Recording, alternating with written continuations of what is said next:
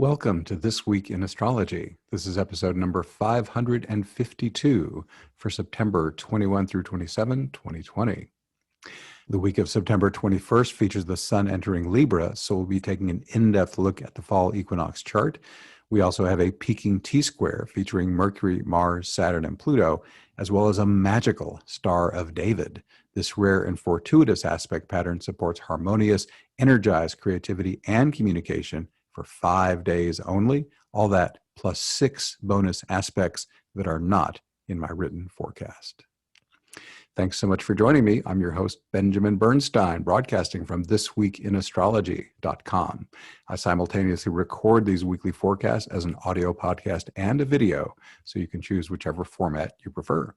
The video version includes detailed chart graphics for things like lunations and aspect patterns. You can also see these graphics in my written forecasts at astroshaman.com. This Week in Astrology is honored to be one of the internet's top 10 astrology podcasts. Check out our website where you can hear the show and subscribe to podcast updates. And if you haven't already, be sure to click the link in the show notes for 2 chances to win a free Astrology Plus session with me every month. What's old as we come into this week, we have a waxing moon and 4 retrograde planets, Saturn, Pluto, Chiron, and Uranus, and Saturn and Pluto will soon both be turning direct. Let's get into our individual days of the week. Monday, September 21, we start with 2 bonus aspects. First up, Mercury square Pluto. Mercury, 23 Libra, Pluto, 23 Capricorn.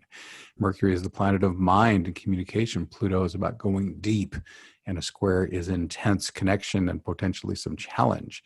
So this could be you're being challenged to dive deep into the contents of your own mind, or the thoughts you're not willing to look at. Are you willing to do that? This could also be a tremendous focuser. Pluto is about going deep and holding steady sometimes, and Mercury, therefore, can be a deep dive into the mind, into the psyche, into the unconscious, or just a courage to look into things that might be taboo or scary. So it's an invitation to go deep on that. Also, Mercury square Pluto could be kind of mental domination. So if you're trying to dominate someone else with your mind and your mental structures, or someone's trying to dominate you, kind of stay alert to that. Finally, with Mercury in Libra, the sign of creativity, this could be a powerful creative booster. So those are a number of ways in which that Mercury-Pluto square could play out. Secondarily, on Monday, September 21, we've got Venus quincunx Jupiter. This is Venus 18 Leo and Jupiter 18 Capricorn. For starters, these are the 2 classic benefics. In ancient astrology, Jupiter is the greater benefic and Venus is the lesser benefic, so they naturally harmonize together. However, this is a quincunx.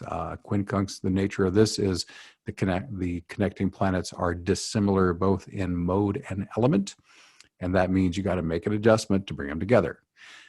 So let's see, practical. Venus is in Leo, and that placement tends to make me think of creativity, because Leo, one of its meanings is the performer in the spotlight, and Venus is creativity.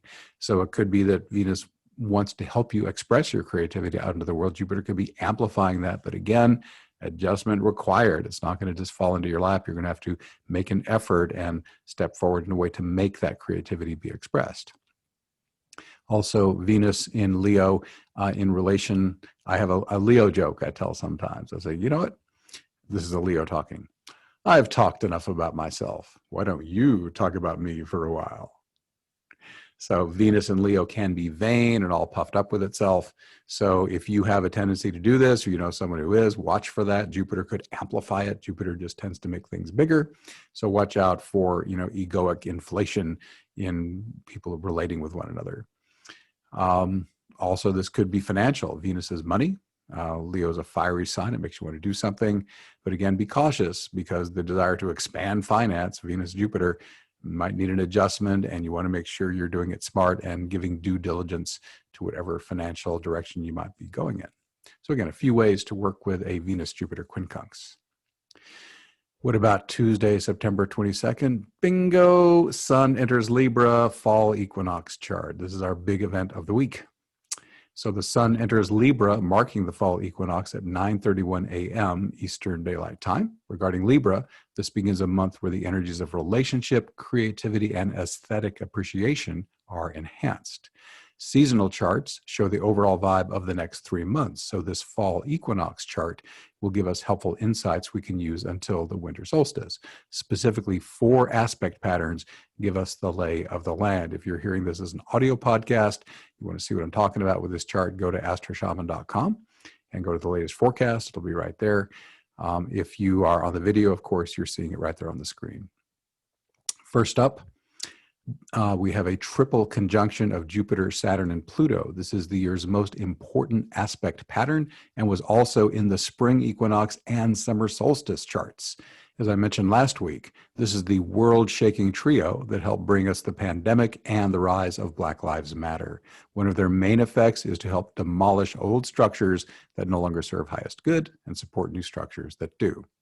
I've written extensively about this triple conjunction in previous forecasts and on my podcast and such. If you want to learn more about that, click the link in the show notes to go back to, I believe it'll be the April 4th forecast, where I start with Jupiter and Pluto and then quickly link you over to where you can learn about Saturn as well. So that's a good place to catch up on that Jupiter, Saturn, Pluto triple conjunction if you're not already up on it. There's another aspect pattern too. It's a T-square with Mercury, Mars, Saturn, and Pluto. I'm going to interpret that a little later in this podcast/video, and therefore hang out and I'll tell you more about that. We also have a Yod, that's a finger of God. That's its nickname anyway. It has Venus, Vesta, Jupiter, and Neptune. But for starters, let's set aside Vesta. That leaves Venus at the tip of this finger of God with Jupiter and Neptune on the back end. You could use this Yod as a creativity booster. Leonine Venus wants to share its artistry with the whole world. Neptune adds divine inspiration, while Capricornian Jupiter contributes joyous expansion and persistence. What if Venus stands for relationship? Her placement in Leo invites you to have fun together. Jupiter adds the party music, while his placement in Capricorn reminds you to imbibe responsibly. Neptune can help the two of you merge into each other's energy fields and even provide a mystical experience if you're open to it. Now, Vesta, let's bring her back in, is almost exactly conjunct Venus, just 4 minutes apart. That's like 1/15 of a degree. Vesta represents selfless service to a higher cause. With all 4 planets included, this Yod could have you supporting such a cause with your creativity or serving it in partnership with someone else. And creativity doesn't mean you're necessarily making a music or a painting. Creativity is applicable to any area of life. It's just coming up with a new idea or putting some spin on an old one. We still have another aspect pattern in the fall equinox chart. This is a mystic rectangle with Mercury, Mars, and the lunar nodes. Besides this, Mercury and Mars also appear in another fall equinox aspect pattern, that T-square with Saturn and Pluto that I'll be speaking about in a bit. That T-square offers both opportunity and challenge, but this mystic rectangle is 100% harmonious. What learning or communication best supports your soul purpose? This aspect pattern invites you to dive in. Creative writing gets a strong boost, so does passionate oration or any other communication that stirs the listener's blood. So let's now go on. Now, I mentioned that T-square, here it is. On the very same day as the seasonal chart, we have that Mercury, Mars, Saturn, Pluto T-square peaking. It started on the 17th, peaks today on the 22nd, and ends on the 29th. As I said in my September 17 forecast, if you're ready to get your message out, this T-square featuring Mercury, Mars, Saturn, and Pluto, as I said, wants to be your megaphone. Libra and Mercury encourages you to craft your message in a way that's harmonious and easy to receive. Libra can also stand for creative expression, so your message could be creative and doesn't even have to include words. Even though Mars in Aries is retrograde, it can still light a fire to get you in gear. Pluto contributes power and potentiates transformation and wealth. Finally, Saturn, dignified in Capricorn, can help you spread your message with maturity, consistency, good planning, and excellent time management. This T-square can also bring challenge. Be careful to avoid argument and verbal attack, especially since this aspect could influence people to stubbornly cling to their current beliefs. There's a danger of verbal attacks leading to physical violence, so please consider leaving those harsh words unspoken. Moving on to Wednesday, September 23rd, two bonus aspects. First up, Mercury square Saturn. Mercury 25 Libra, Saturn 25 Capricorn. Mercury and Saturn together in a hard aspect, potential challenge things. Your expression or thinking that there could be some outside force trying to dominate or control you. Whenever you get a Saturn challenge like this, if you're ready, the invitation is to step into your own power more fully. So if you feel like your ability to think independently or express yourself is being squashed by some outside authority, is it time to stand up and do it anyway? Also, on the more positive side, Saturn could be saying, okay, I'm going to give your thinking and communication discipline, focus. I'm going to help you really construct your thoughts well and create a good, structural edifice, a rhetorical edifice of what you're trying to communicate. So that could be Saturn acting in a more helpful way. Mercury in Libra, again, as I said earlier, that wants to express itself creatively, and Saturn could say, okay, let's get a lot of good creative work done. So a number of ways that could be playing. Mercury in Libra, of course, could be communicating to another person. I mean, that's kind of what communication is anyway. But it could say, okay, maybe it's good time to have a serious discussion. Maybe there's something you've been holding back on. So with Mercury squaring Saturn, Saturn's very serious. I said, let's get down to the real stuff. No holds barred. Mercury can do that. Now, we also have Venus quincunx Neptune today on the 23rd of September.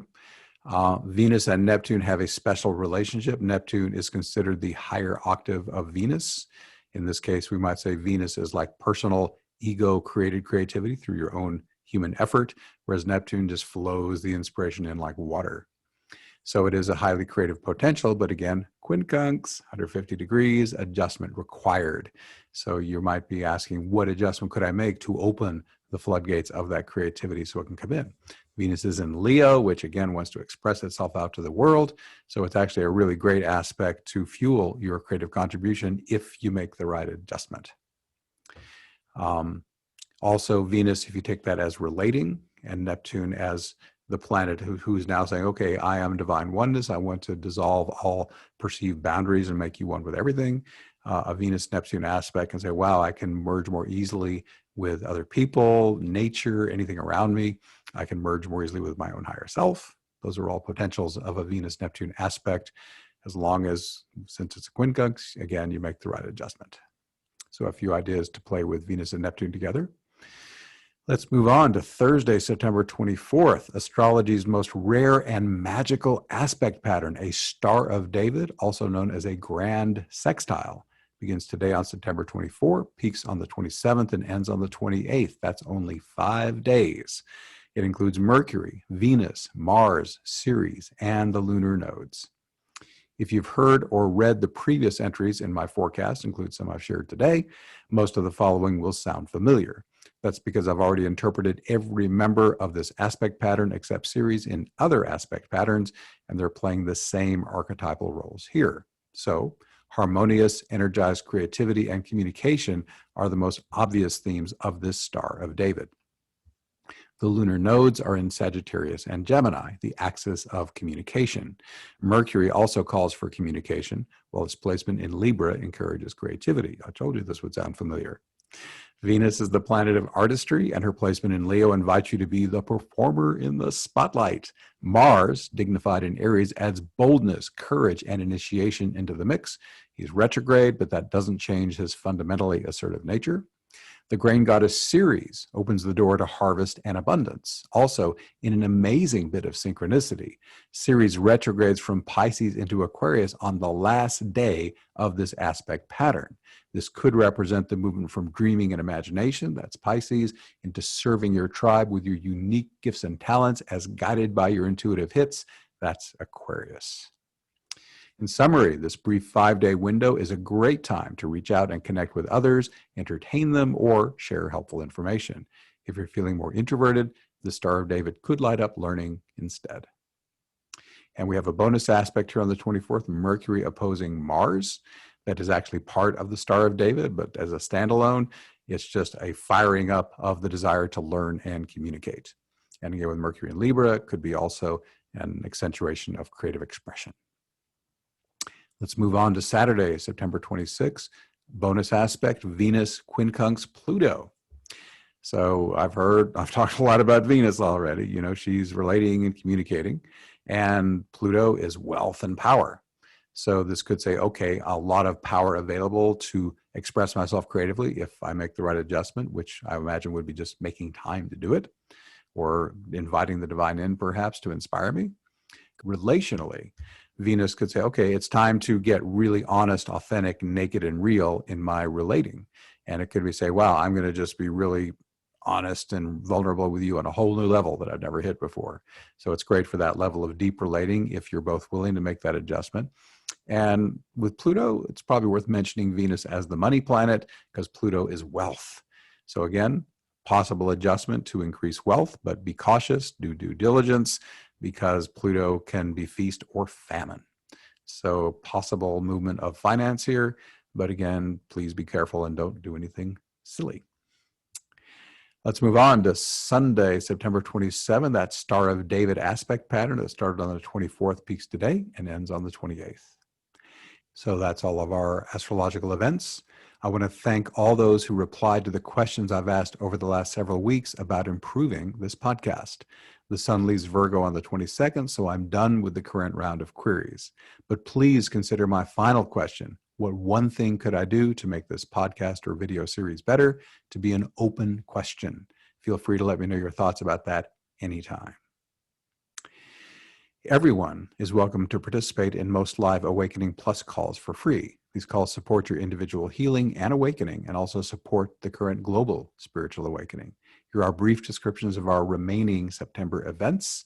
This Tuesday, September 22nd, Meta Constellation. It's called Supporting Humanity's Great Awakening. It's facilitated by V. Kapoor. And again, this is at 7 p.m. Eastern Daylight Time, an hour earlier than usual.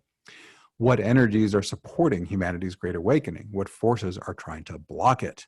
Please join us in a process designed to accelerate this awakening while giving you a unique transpersonal experience.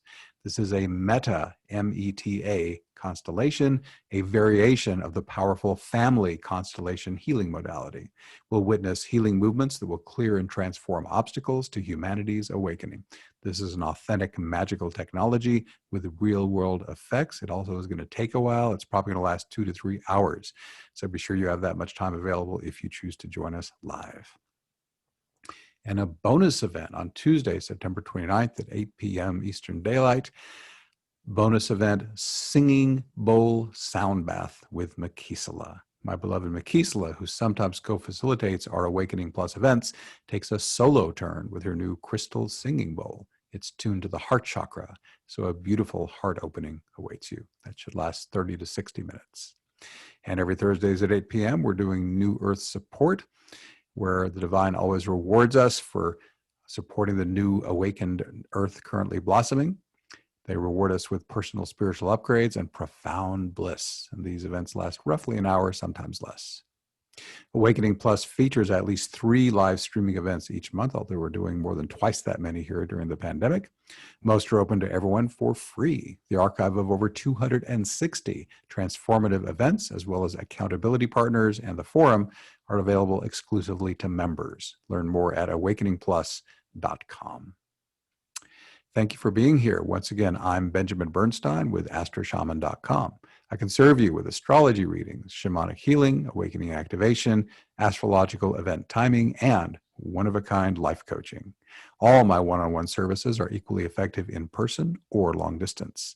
And during the pandemic, I have dropped my rates significantly. I also offer an unbeatable price on SolarFire, the #1 astrology software for Windows. And as I mentioned, I run the Awakening Plus online membership for spiritual support. Learn all about this and more at astroshaman.com. To see the show notes for this episode, go to astroshaman.com/552. Again, ASTROSHAM as in mother, AN as in Nancy.com/552. Please reach out if you have any questions. My email is astroshamanbenjamin@gmail.com. My number for voice and text, 828-338-9852. I would love to connect with you. We're wrapping up this episode. Please leave me a rating, review, or comment wherever you're getting this episode so that others like you can find it. Thanks again for spending this time with me. Stay safe, stay healthy. I wish you infinite blessings as the stars light your way.